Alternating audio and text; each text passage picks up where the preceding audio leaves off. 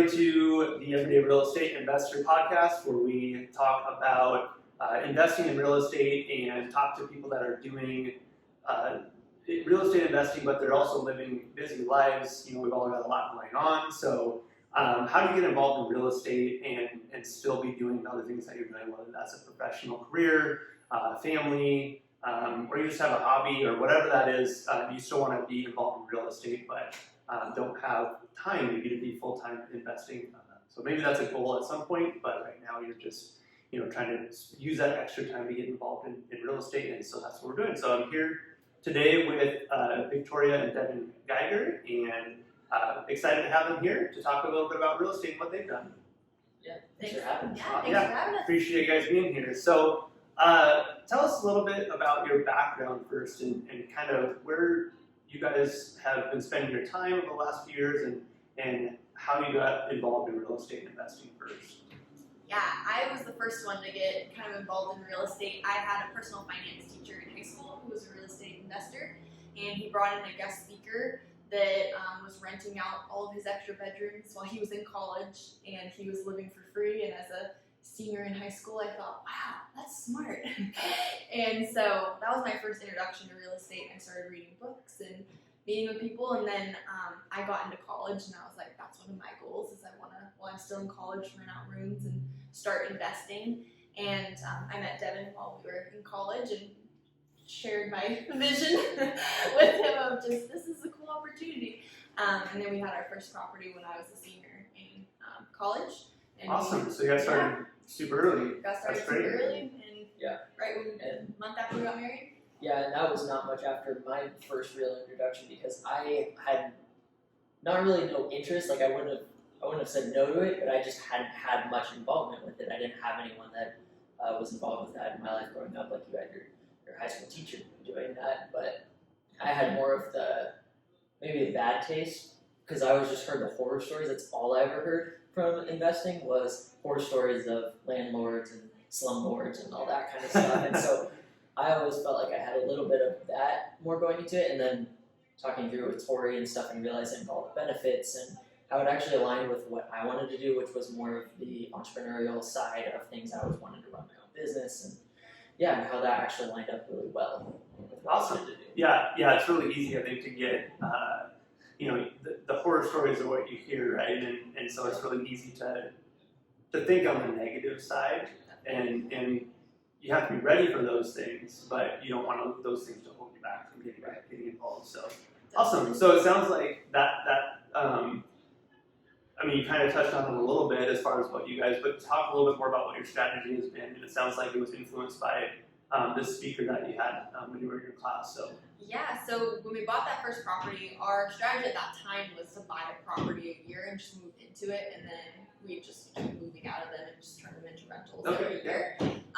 We did that with 2, and then we realized, I don't like moving this much. It turns out that moving is stressful and takes time, and so Very doing true. it every year Yeah, was a lot. yeah. yeah, So if you can stomach it, that's not a bad strategy, bad, right? yeah. You get great financing and Yeah. lots of reasons to do that, but yeah, moving is kind of annoying. yeah, Right. so we kind of quickly learned that changed our strategy. So we have dabbled in some other strategies of seller financing and then just acquiring properties. Our goal was to get 5 properties in 5 years, and we got 4 in 2. Which, Nice. yes, I was Awesome. going to say that was part of why our strategy. We had that original strategy of the 5 years, and we had a plan of what we wanted to do, but it did kind of divert from that because we found other options where we realized we could get them faster. Awesome. We were able to get some properties quicker than we realized. We didn't have to move. We were able to get maybe 2 in a year without moving, and turned into some different things. Okay, what can you expand on that a little bit? What helped you able to do that a little bit more quickly? Yeah, so Yeah. seller financing was Seller financing first. was really big. We didn't quite have the capital, so we actually partnered on a seller finance deal, and we basically put a lot of sweat equity as part of our portion.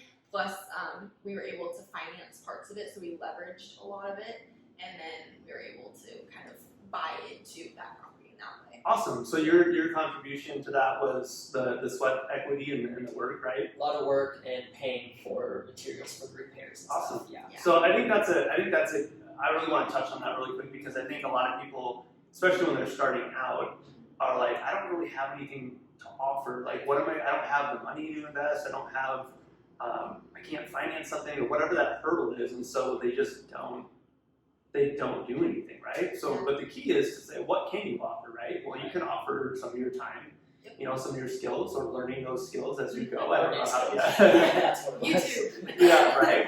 You learn a lot of stuff on YouTube how to do stuff, but yeah. So it's instead of looking at what you can't do and what you don't have, looking at what you do have to work with, because everybody has something to work with. Everybody, someone else might have the finances, but they don't have the time to go source a property, right? But you can join forces with them, right? And now you can offer something that they need, which is the time and the energy and all that stuff, and you guys can do something together. So that's it. I love that way of doing deals, and that's a deal that you kind of got in, and now you were able. Maybe you didn't get the whole deal, right? You shared it, but part of a deal is better than no deal, right? Yeah, and we learned a lot. I think we also Right. we ended up being a good investment, and we learned a lot in the process, which we could have lost money and we still would have learned. But I think we have that experience now walking into what not to do and what to do on properties. Learn to be able to walk into a property and say, that's a project that we can't handle, that's something that is going to be way too much, too expensive, too time consuming, whatever it is, but we learned a lot on that side. We learned a lot about the value of time too. Like, yes, we have a lot of time, but also making sure our time is valued properly, or like looking at a project is this worth my time? Absolutely. To do it. Absolutely, yeah. I just actually mentioned that on a prior episode that a lot of people get into a deal and they're looking at just, okay, this is how much I'm going to make on the deal, but they don't factor in how much time it's going to take. They don't pay themselves, right? Yeah. So it's like, okay, I'm going to make $30,000 on this flip or something, but they don't sit back and say, okay, what's my hourly rate on that? So you have to separate out your time investment and what that's worth, and pay yourself for that, and then separate the actual return from that, and making sure that you're getting both, right? Yeah, definitely. Yeah, but I think a lot of people start there. I know I started there too, yeah. where it's like you don't think about that stuff, and it's just like, oh, I'm just gonna, this is how much I'm gonna make, and then you sit back after the project and you're like, oh, I made less than minimum wage or something like that, right? Like that was not very smart. Yes. Awesome. So, what are some of the challenges maybe that you faced with some of your properties that you've been involved in? Yeah, I would say factoring in like CapEx when you're doing like an analysis of a property. I think especially our first property we went into, we're like, oh yeah, cash flows, like this is great, but if anything were to break or that kind of thing, we would be just eating it essentially every month, which is kind of what happened when we moved into our first house. Right. The furnace and the water heater broke in December, the first month that we were there, and we didn't have cash because we had poured it all into that house.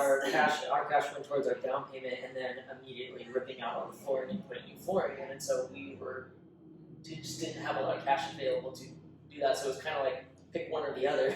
Right. Or a furnace or a water heater. Yeah. Do we want hot water or heat in the house? Yeah. Wow, that's a tough choice to make. And it turned into we had to get a new furnace, found a good 0 interest thing to pay for it over a year, and then babied the water heater along until the point we could actually replace it. Yeah. Wow, I was still in college at that point, so it was just pennies That was a and big challenge, and trying to figure it out. I think also another thing we learned is everything takes longer than you think it's going to take. Right. That was a challenge. Longer and more money usually, right? Yes. So I think expect the worst, kind of like not worst, but expect a lot more. Like take your expectations and multiply that by some factors. Yeah, put in some contingency Yeah. numbers and time frame. Yeah, for sure. Definitely. So what else? So again, we're talking about like how do you do this and be involved in real estate, but balance that with whatever else is going on in your life. So what else keeps you guys busy, and how did you guys balance that as you were getting involved in real estate? You mentioned a little bit earlier about being in school and all, but expand on that a little bit more and how you've been able to do this while you are staying busy with other things. And I know you've got other things going on now too, so you can talk about that too and how busy you are.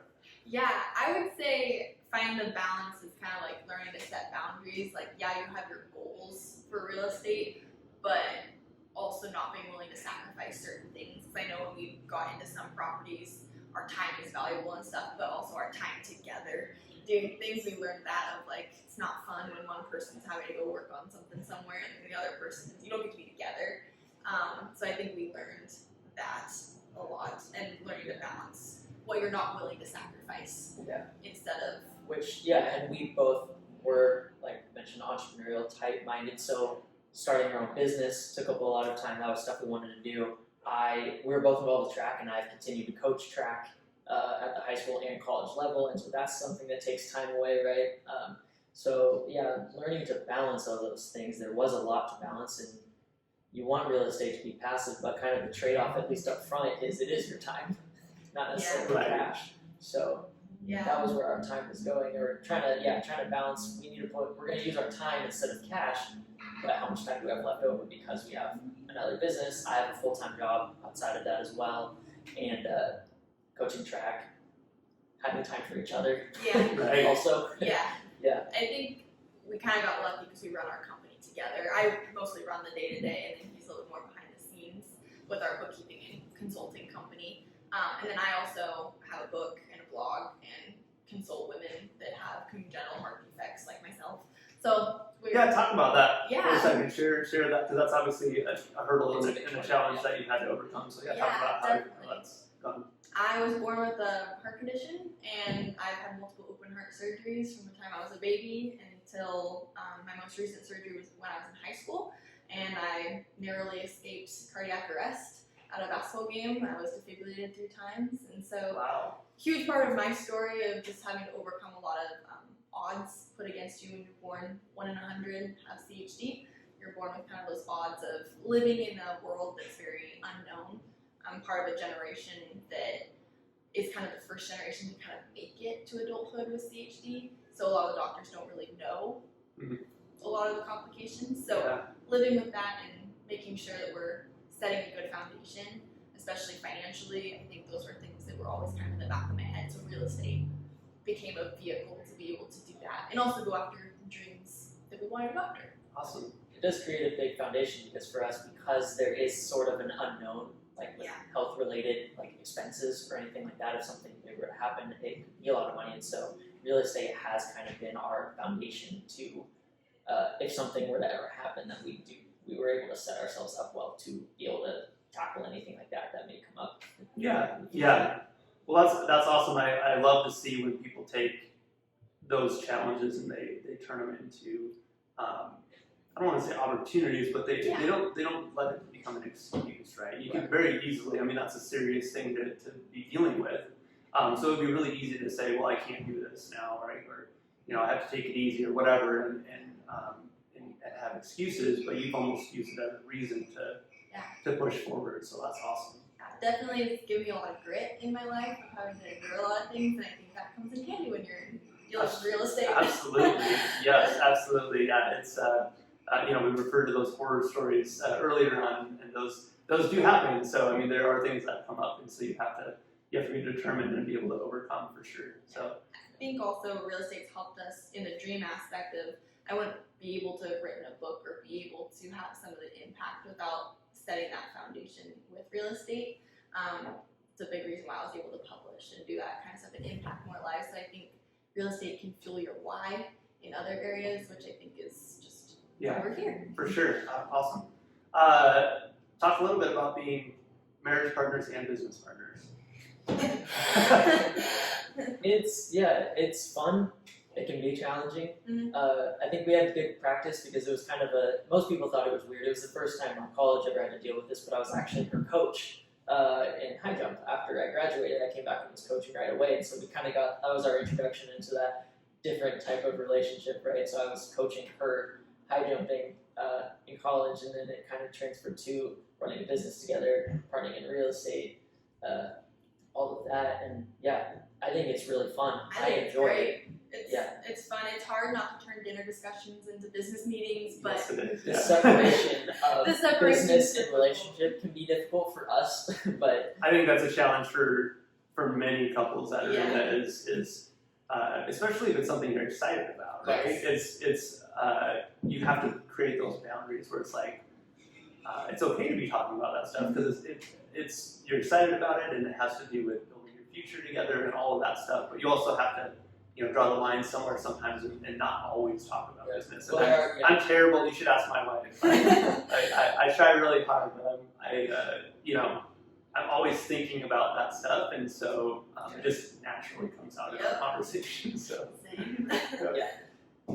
I think because I was gonna say, like, for the most part we are both really excited, but there are times where it's like one of us has had a really long day and it's like the last thing you want to do is be talking about something like that. That takes a lot of brain power to think about kind of when we're done. So knowing those times to just keep it light and Let's not talk through the budget right now. that into a full cost Analysis of the property. I think it's just knowing when to like put the pause button on, and then also like I think it's fun to set that vision just with your partner. You get to explore those things. It's the fun part about being entrepreneurs is getting to do it together. I think sometimes talking to other friends when you're in like two different worlds, it's hard sometimes to relate. But when we're both in the same world, and it's easier to be able to like work together on those things. Yeah, that's awesome. Very cool. So you guys are obviously busy. You've got a lot going on. You've got you got a business, you coach, you've got a book and everything you're doing with that. So a lot of people, it's really easy to make excuses, right? When you're like, I'm too busy to invest in real estate. I just don't have the time or the resources or whatever. So have you found any benefits from being in those other realms that have actually helped you in your real estate investment? I think it makes your mind sharper just because you are in so many different environments and you're meeting different types of people. You're exercising your brain in so many different ways, and I think that helps you be even more creative when you're looking at deals and that kind of stuff. You're able to think outside the box, and I think that really helps because I think that can scare people off of when you kind of put real estate just in a box of what you can do.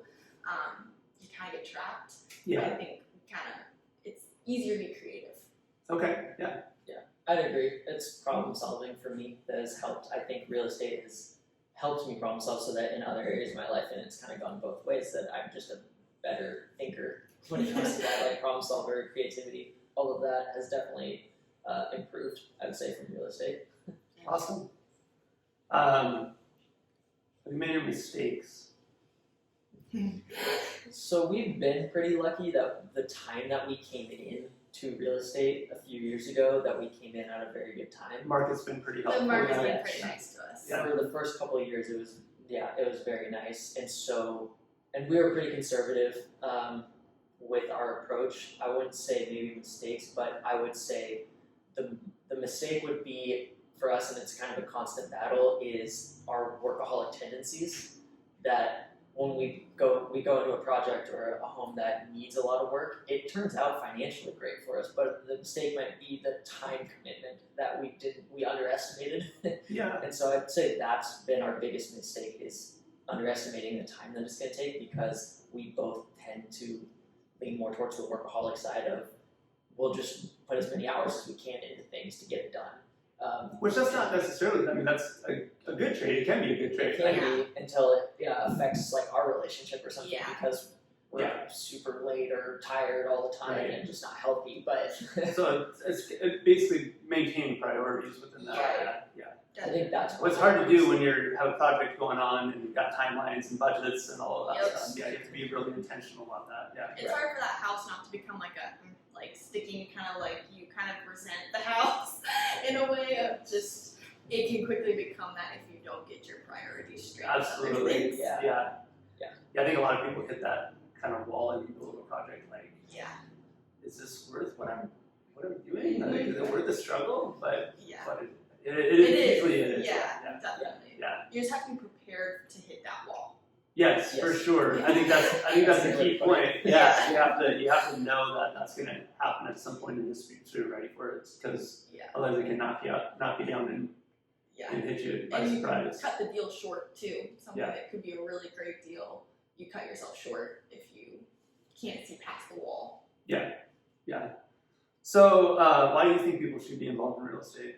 What's I mean, we talked about some of the benefits you've seen, but what, in a couple quick sentences, what do you think is the greatest benefit, or why should other people be involved? I would say for me the word is impact. It allows you, it's like leveraged impact is kind of the phrase I guess I think of, because it gives you the ability to do other things that you want to, and it gives you that like foundation to go and do it. And I think it's like you can save and you can do all like invest and stuff, but when you invest in real estate, it like catapults you into like your financial future, if that makes sense. Yeah, I love it. Yeah, and it's all about like the foundation we've set for ourselves. I think being in our 20s and have something that set us up so well for our future, more so and more quickly than other investments would. Real estate did that for us, and I think that's why I would encourage anyone that has like big goals for their lives. If you have things that you want to do that maybe don't pay super well, but that's what you feel like your purpose is or what you want to do in life, and you still want to be set up well financially because you don't want to have to worry about that later. I think real estate for us was the way, and yeah, that's what I encourage people to do. That's awesome. I love those answers because behind them, it's you can tell the selflessness behind it. It's like, yeah, you want to be financially free, right? And that's the goal, but the goal is more when we get that out of the way, then what can we do after that, right? And I think personally, a mistake a lot of people make in real estate investing is just having the money be the draw.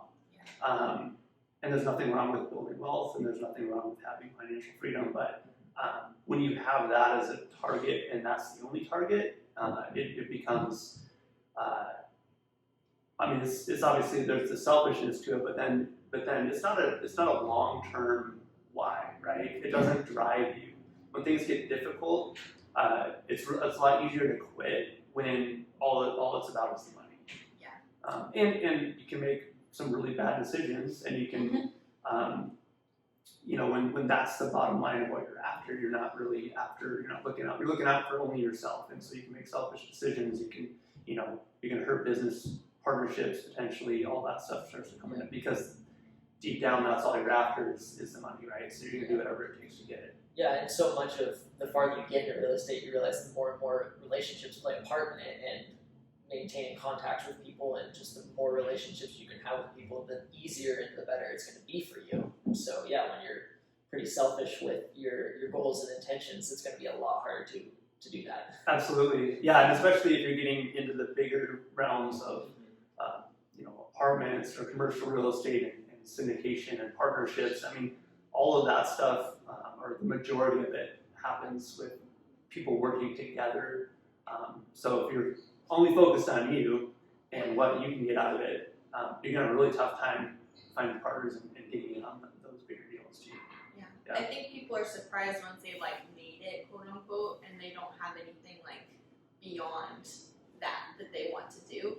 And I think that's something we did early on. I think when we started dating is like, what do we want to do kind of with our lives more than just like financial. So when it came to real estate, setting an end goal of where we want to be, I think was important, because I do think, if you don't have that end goal, then that's how you just never get to that point. You always feel like you need more, but you never feel like satisfied. The goal just keeps moving, right? Yeah. The target becomes okay, I hit that, well, what's the next target, right? Because the target became the goal and not the catalyst, I guess, for other things. Yeah, awesome.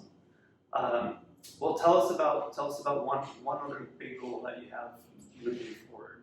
Yeah, our big goal is to be financially free by the time I'm 35 and he's 40. Yes. Okay. That's our big goal. Awesome. That's a great goal, and then you can obviously choose to spend your time on some of those other passions and everything, right? Yeah, because for us, that it allows Tori time to do more of her coaching that she's doing, her personal coaching with people living with CHD, and for me, it's track. I love coaching track, and so that gives us the ability to focus on those things. Whereas right now, our time is so spread out, and it's so hard to focus on any one thing. That financial freedom will allow us to just really hone in on the things that we're passionate about. Awesome. Just wait till you add kids to the mix. Yes. That's a few years down the line. Well, if people want to reach out to you, like if someone's listening to this and has the CHD, they've dealt with that, or other challenges maybe that are not the same exactly, but that you could relate to, how do they connect with you? What's the best way to do that? You can connect with me on Instagram at Tori Joy Geiger, or you can go to my website at torijoygeiger.com. Feel free to chat me on Instagram. You can find me on Facebook at Tori Joy Geiger. I'm not as active over there. Instagram is kind of my hub. Awesome. Yeah. Awesome. Well, thanks guys for being here. Really appreciate the time and the insights. Hopefully the listeners have found a lot of this helpful and inspirational, and are able to see that you can be super busy, right? And still kind of take that pace and make sure you're going out there and doing the thing. So thanks for being here. Thanks for having us. Awesome. Thanks guys.